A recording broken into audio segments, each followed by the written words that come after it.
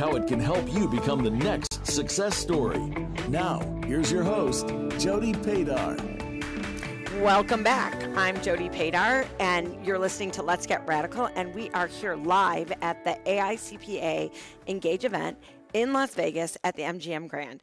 And it's just been so cool this morning, so we have lots more interviews this afternoon, and we can't wait to share with you all our guests. But right now, we have Michael Platt, and he is going to introduce himself and tell us about what he does. And then also co-hosting with me, we have David Knoch. Again, he's part of the program now. He's an old hat.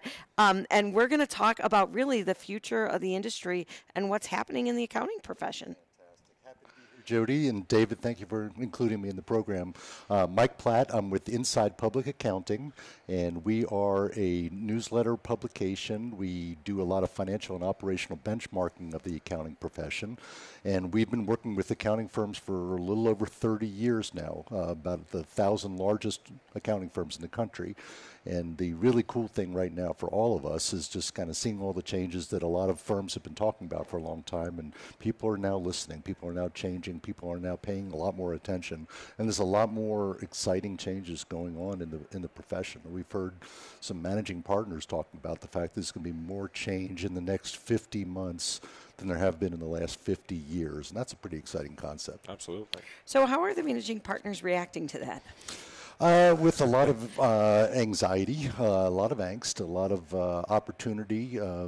Not really sure exactly what the direction is, but they all recognize that what got them here, and they've been very, very successful getting to this point. But going forward, it's going to be a little bit of a different ballgame, different business model, different kind of services, and different ways that they can help serve their clients. So you do lots of studies. So what have you learned in your most recent study?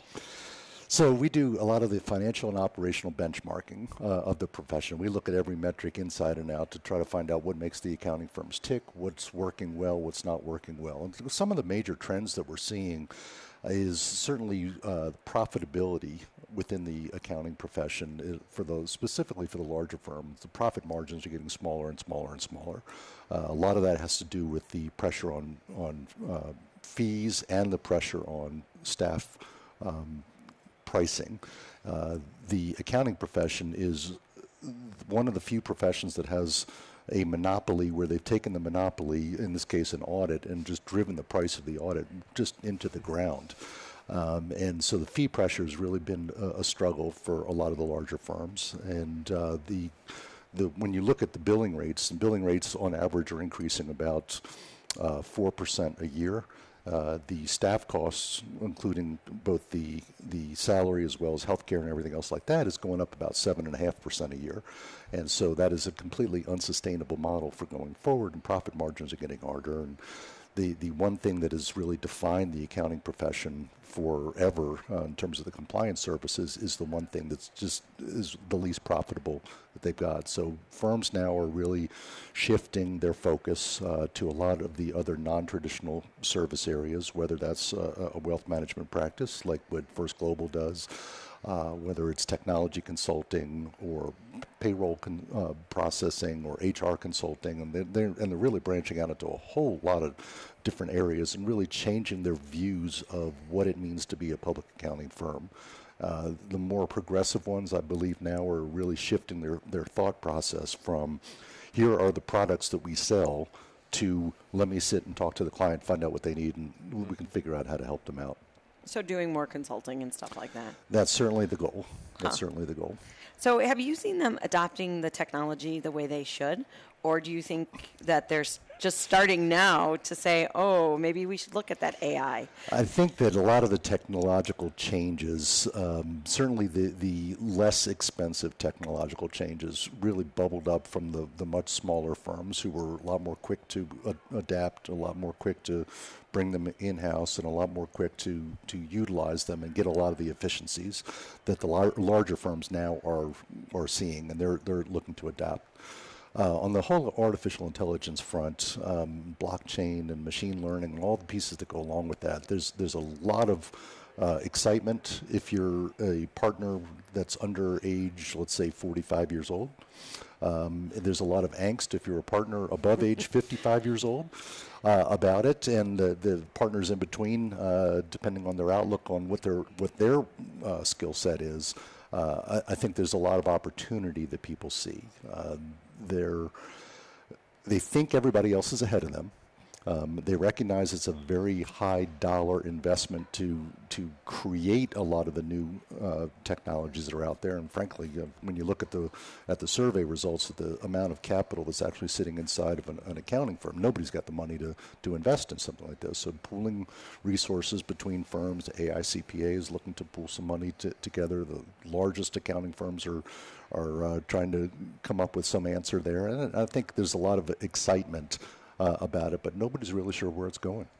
I'll say from our perspective too, I mean, on technology, one of the things that we've seen is technology still seems to be seen by most firms as something that's an operational component of the organization, not part of its strategic value proposition. So in a lot of cases, I think you see the firm's partners and principals not really understanding what they own and what it can do for their value proposition. It tends to be something that exists more at the staff or administrative level, and I think that's a huge miss for a lot of firms.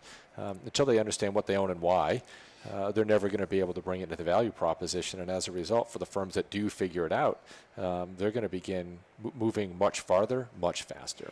Yeah, that's a good point. And I think that the bigger firms have to realize that the small firms are figuring it out and they're killing it, right? So we're an itty-bitty firm and we're looking at bots. So right. When they say, oh, you can't do that, well, yeah, you can. You just got to find the right partners. Right. And I think there is a lot of experimentation going on right. in the larger firms right now. And, they obviously have a much bigger ship to turn to take the success that they've had, which has been very, very good success for decades. And, if you're a partner in the accounting profession, you're financially doing very well. And I think that success is one of the biggest liabilities that they have also, because there's a lot of past historical success and financial lifestyle that they've set up for themselves that is at risk because they don't know what the future looks like. And as they're experimenting with a lot of different types of technologies, those big ships, I think, are turning probably a lot slower than the little speedboats like your firm that's kind of speeding around them right now. Yeah. But I think it would be a mistake to think that the use of technology, or the lack thereof in this case, is really a structural barrier. It may be harder for bigger firms to make decisions and move than it is for smaller, but the reality is, and I know you both know this, the barrier is more attitudinal than it is structural, right? And until I think partners begin to look at technology differently, or the role that plays in their firm, or until they make it more of a priority, they're not going to have an opportunity to figure out if they can go fast or slow, right? Well, I think that's the spot. Yeah, and I think the big thing is the technology adds capacity so you can do more in different things, such as wealth management, right? So Absolutely. We're an itty-bitty firm, and we're doing wealth management now because we utilize technology in other areas so that we can add capacity. And I think that's the piece that a lot of partners don't get, is that as you add technology, you get more capacity to do more and more and more and other things. Mm-hmm. So you can either, change your business model, and it just starts really changing everything, and it's hard to get partners to see that. It's not just more capacity, it's more and better capacity. Correct. Right? Yes. I know for as long as I've been working with the accounting profession, and I'm in my 30 plus years of working with them, there's been a conversation about becoming an advisor. I mean, we got to become advisors. We got to become more close to our clients and become the trusted advisor. And that's not a new conversation. But I think now I fully agree with David on the attitudinal side of this, that shifting from the expert who has all the right answers to the advisor who has all the right questions is a big hurdle for a lot of people to get over. And the ones who are very successful at it, it's kind of done naturally. So everybody's trying to figure out exactly how do you train a practitioner who's exceptionally good at their craft, highly intelligent, a lot of hours on doing something exceptionally well. How do you get them to think differently and to sit down and ask the right questions? They've got tremendous skill sets. They've got tremendous knowledge and experience with a whole bunch of different kinds of clients. They've got the client relationships there. They care deeply about their clients and really want to help them out. And so all the pieces are there. And I do believe that some of what's holding them back is just their own self-limiting belief that we have to have all the right answers, and we better not ask the question if we don't know what the answer is. And I think as an advisor, you need a little bit of a different skill set. Yeah, I would agree with that. And I think what's really interesting, too, is as I've kind of dove into the financial planning world, is how those skill sets have evolved, because when you really do financial planning, you really learn those advisory skills. And I was really surprised at, we talk a lot about having conversations and how to have those conversations. And in most typical firms, they don't talk about that, right?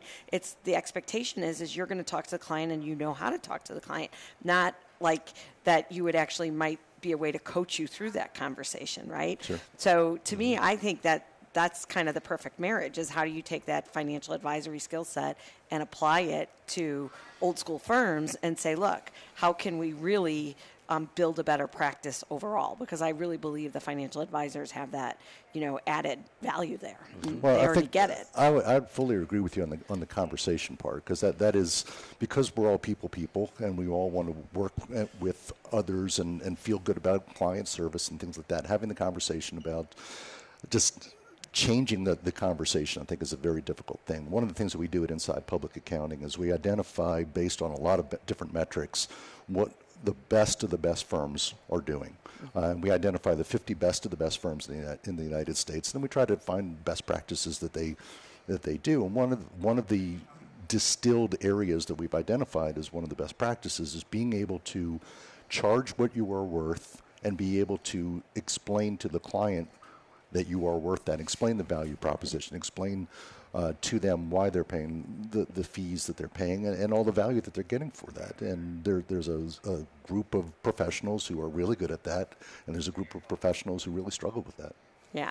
So this has been awesome. I'm so glad that you were able to join us today live at AICPA Engage. And stay tuned, because we'll have lots more interviews coming up. Thank you.